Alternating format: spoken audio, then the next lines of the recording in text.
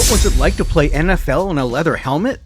Can you imagine playing professional football with no face mask, no mouth guard, and just a thin piece of leather on your head? Sounds insane, right? But that's exactly how legends played the game from the 1920s to the 1950s, the brutal leather helmet era of the NFL. No billion-dollar contracts, no instant replays, just raw grit and bone-crushing hits. In this video, we're diving deep into what it was really like to survive and thrive in football's most dangerous age, the leather helmet era of the NFL, 1920s to 1950s. Let's go back to 1920 and a sweltering August day in Canton, Ohio. To provide some order to the turmoil, a few small-town football teams from Akron, Canton, Decatur, and Dayton banded together. The AFPA, which would eventually become the NFL, was founded at the conference. And football in those days, believe me, it was crazy. There were no official schedules. College athletes played under false names and secrecy, and players switched teams in an attempt to get paid. Complete chaos. Nearly no one turned up, even after the league started. The first official game, it attracted roughly 800 supporters. The audience at a high school playoff game today is far larger than that.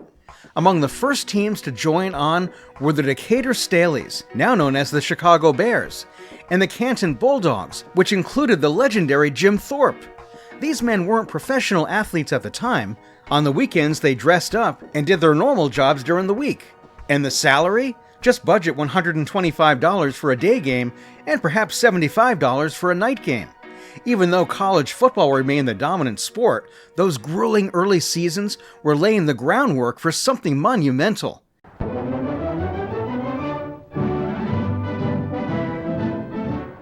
Football history on rain-soaked Franklin Field, Philadelphia. Red Grange defeats Pennsylvania. The ball carrier in these rare scenes is the galloping ghost himself.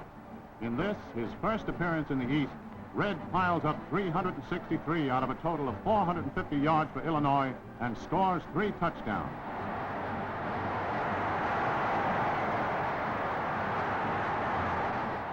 After this victory, the fabulous Grange was carried 4 miles on the shoulders of his admirers, offered a $120,000 a year job, and urged to run for Congress. Yes, the old-fashioned newsreel camera adds to his speed in these scenes, but can't detract from his fame as the greatest man who ever wore moleskins. Imagine this now. Footballs so fat they resembled overstuffed pillows. No stadium lighting and hardly any passing. The NFL functioned in this manner. Due to the rarity of night games, one team had to paint the ball white in 1929 so the players could really see it. Is the ball being passed? Very little. The NFL was all about pounding the rock for the majority of the 1930s. Coaches positioned players in the Notre Dame box and just ran the ball into defender walls. Only in the late 1930s and early 1940s did men like Sammy Baugh and Don Hutson begin to alter the rules. They demonstrated that the forward pass was a legitimate weapon and not just a desperate tactic. However, it remained mostly raw, smash-mouth football in the leather helmet era, tough, muddy, and brutally straightforward.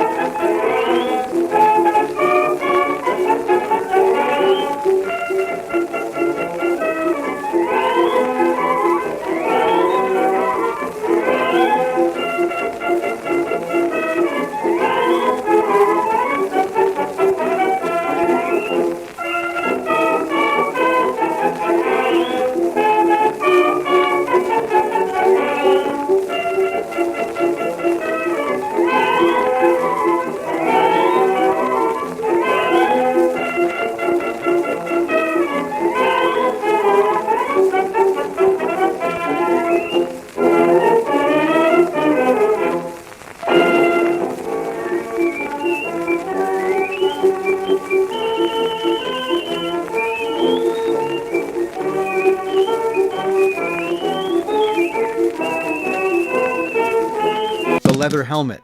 Old-timey protection. Now imagine that you're sprinting at full speed into a 250-pound lineman, and what essentially resembles an old leather cap is the only thing keeping your head safe. Yeah, that was the beginning of it all. Helmets were actually thick leather headgear in the early NFL days. Players wore what you could think of as antique aviator caps. They made a little update to a leather headguard by the 1920s, but let's not fool ourselves. These devices provided very little protection. No face masks, no hard shells, just stitched leather in a chin strap, holding on for dear life. The worst part?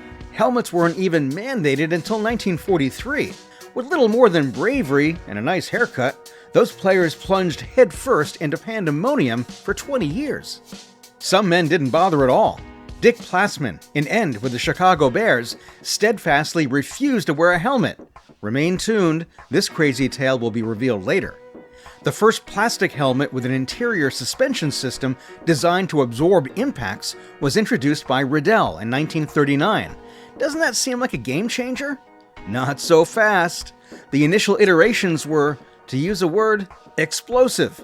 Some of them literally broke on impact. They were even temporarily outlawed by the NFL. However, plastic helmets returned after World War II as improved materials were available. They were more robust, more secure, and ready for war. By 1948, Fred Gerke of the Rams had painted horns on his helmet lid, creating the NFL's first painted helmet logo. Helmets became more than just equipment, they became a symbol of identity.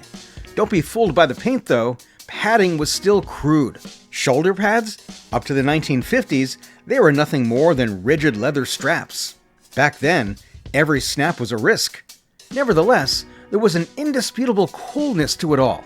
You can almost smell the gritty swagger of those cracked leather hats. How the game was played. Rules and roughness. You play the Bears, and I've heard it myself from different people, that they better get ready.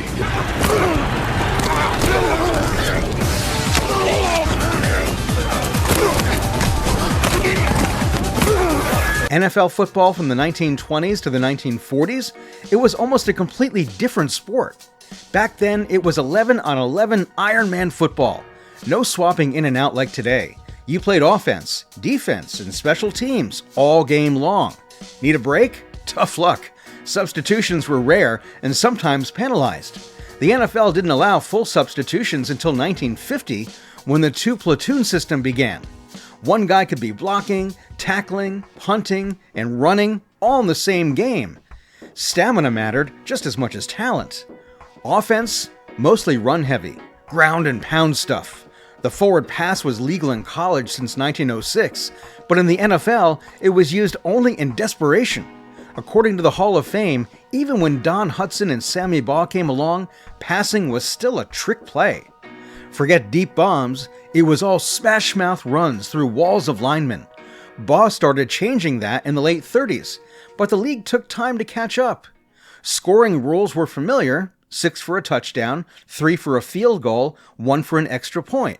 But field goals were critical. With so little passing, teams relied on drop kicks and place kicks. Special teams? No protection at all. The kicker just lined up and prayed he wouldn't get flattened. And defense? Absolutely brutal. No roughing the passer. No rules for defenseless players. If you could hit a guy, even above the shoulders, it was fair game. Just don't grab his hair. That was too much. Players took hits that shattered jaws, knocked out teeth, and broke noses, and kept playing. The NFL didn't even recommend face masks until 1955. Oh, and the fields? Even more dangerous. Many teams played in old baseball stadiums. Wrigley Field in Chicago had a brick wall in the end zone, and a sunken dugout on the other side. Guys literally crashed into walls or leapt over hazards to make a play. They weren't just playing football, they were risking their lives. But despite the madness, the game evolved. In 1940, George Halas and the Chicago Bears unleashed the T formation, a key turning point for modern offense. They crushed the Redskins 73-0 in the title game, a national headline. And for the first time, pro football got real attention. Mutual Radio paid $2,500 to broadcast the game nationwide, a big deal back then. It was raw, it was ruthless, but little by little, One broken nose at a time, the NFL was winning America's heart. Legends of the leather era. Let's talk about the men who shaped football. The ones who didn't just play in the leather helmet era, they defined it. Red Grange, the galloping ghost. The NFL's first true superstar. Grange racked up nearly 2,000 yards in college, including 402 in one game. When George Halas signed him to the Bears in 1925, everything changed.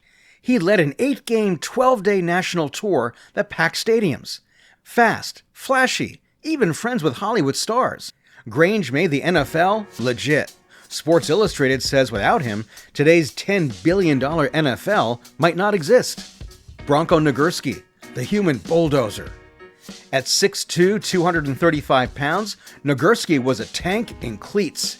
He played both fullback and defensive tackle, and wrecked anyone in his path. With 3 NFL titles, multiple All-Pro honors, and even a coaching stint, he was feared, respected, and unforgettable. Don Hudson, the first wide receiver. Before root trees and replays, there was Hudson. He caught a touchdown on his very first play with the Packers in 1935 and ended with 99 career touchdowns, a record that stood 40 years. Teams had to double and triple team him. Alongside Sammy Baugh, he helped turn the NFL into a passing league. Sammy Baugh, the game changer. Joined the Redskins in 1937 and changed the quarterback role forever. He could pass, punt, and play defense, a true triple threat. Baugh led the league in passing again and again, proving that an arm, not just legs, could win games. The founding forces. Don't forget the Builders, the Packers under Curly Lambeau, the Detroit Lions of the 30s and 50s, the legendary George Halas, who practically ran the Bears solo, and the Rooney family, who kept the Steelers alive when the league was on life support. These legends played with no face masks, minimal padding, and maximum heart. Grange, Nagurski, Hudson, and Baugh, they weren't just players, they were the ones who wrote the NFL's first chapter. Hard knocks on the gridiron. Heartbreakers. To be honest, this isn't hyperbole. In the days of leather helmets, medical assistance was hardly available. No medical tents, no headset-wearing team doctors.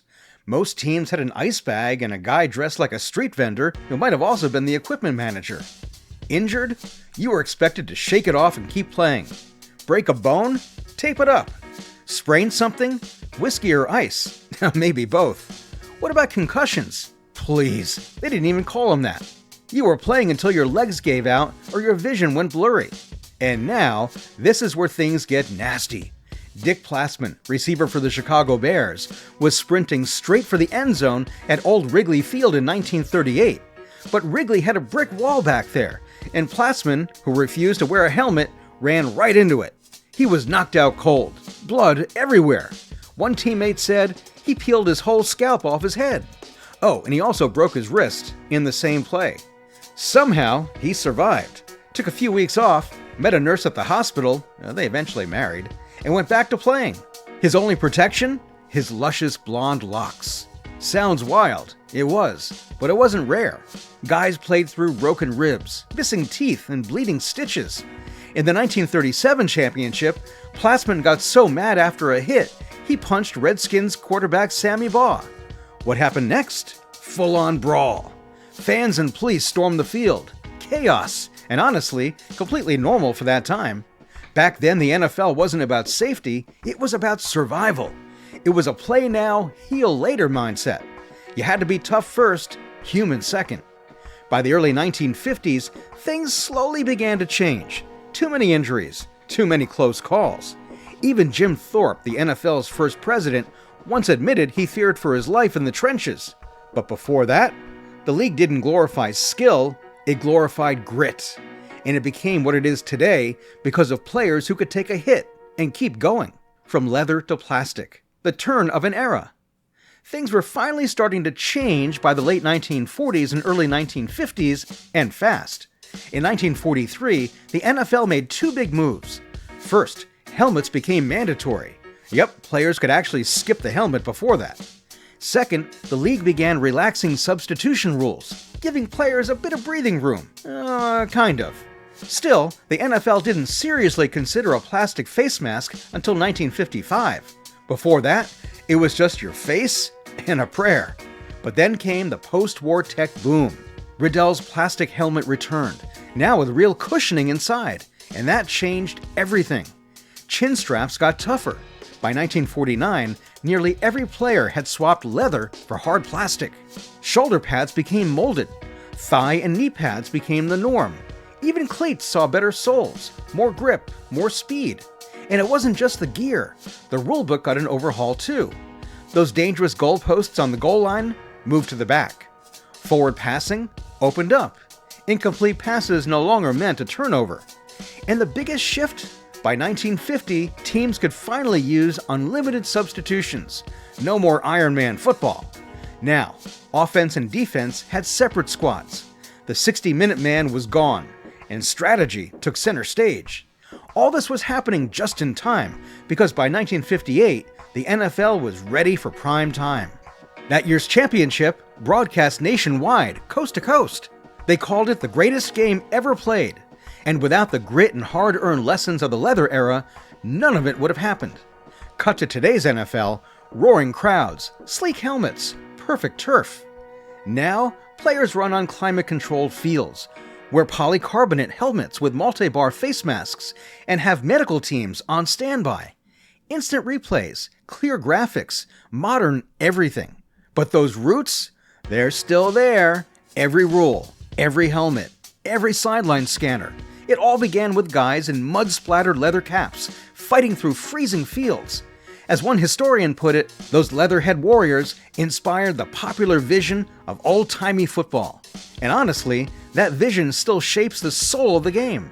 Because the leather era didn't just come before the NFL we know, it built it. The grit, the danger, the brainstorming madness, the mud-soaked championships. That was the spark. Without it, we may never have fallen in love with football. It was cruel. It was beautiful. And it was the proving ground for everything the NFL has become. If you like this video, make sure to subscribe to our channel and hit the bell icon for the latest updates.